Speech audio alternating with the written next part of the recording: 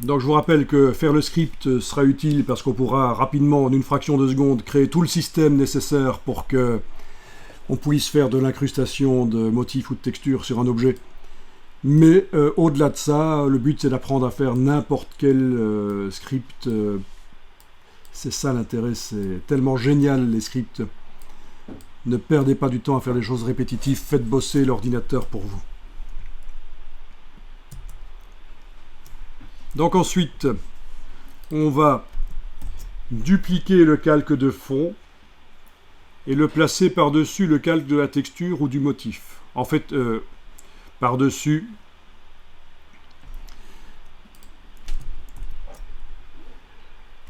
pas vraiment par-dessus le calque de la texture ou du motif, mais plutôt par-dessus les calques de réglage. Les calques de réglage. De réglage, excusez-moi, je suis un peu off aujourd'hui. Voilà, les calques de réglage. On va enlever les couleurs de ce calque, de ce duplicata. Et on le met en mode produit. Voilà, on le met en mode produit, c'est ce qui va être fait. Ensuite, on va l'écrêter si nécessaire. Ah non, on va l'écrêter d'une autre manière. C'est nécessaire, il faudra le faire. C'est l'écrêtage par la luminosité pour rendre transparente une partie du calque en fonction de la luminosité de ce calque. Et dans ce cas-ci, ce sera la partie la plus claire. Eh bien, faisons déjà ça, parce que c'est déjà pas mal. Ça fait 3 choses à faire. Non, même 4 choses. Donc, dupliquer le calque de fond, lui enlever ses couleurs, l'écrêter...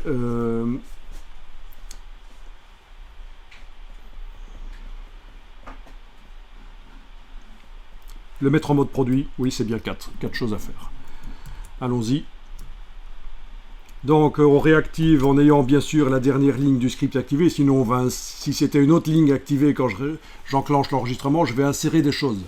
Ça, c'est ce qu'on fait quand on veut corriger un script qui est mal fait, et c'est pas toujours évident. Il vaut mieux bien le faire depuis le départ. Donc, c'est bien la dernière ligne du script qui est activée. On enclenche le bouton d'enregistrement. Vous activez le calque de fond.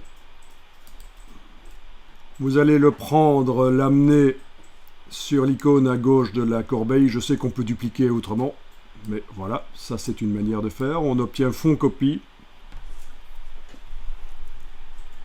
Tiens, ce qui n'était pas dit dans le guide, mais c'est qu'on peut l'appeler ombre. On peut le renommer ombre. Voilà, tout ça, ça s'inscrit. Ça, c'est la dernière chose. On vient d'indiquer qu'on l'a renommé ombre. On le place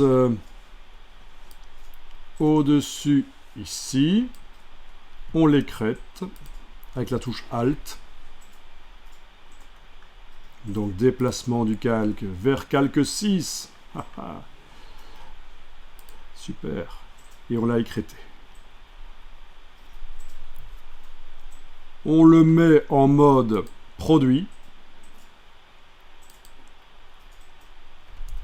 On lui enlève ses couleurs, par exemple par image, réglage, désaturation.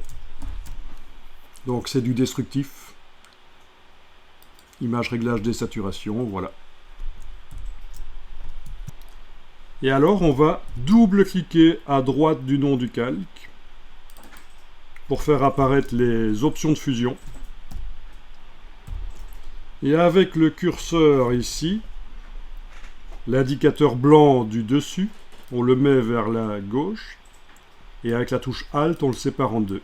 Voilà. Quelle position? Bah, à peu près ça. À peu près. C'est quelque chose qu'on viendra remodifier de façon par la suite. À peu près.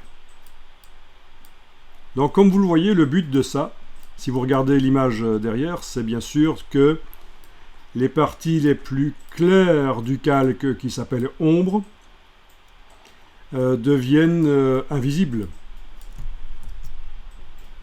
Tous ces niveaux de luminosité entre 114 et... non, entre 163 ici et 255 sont invisibles. Entre 114 et 163 chez moi, c'est progressivement, ça redevient visible. Et tout ce qui est à gauche de 114 est complètement visible.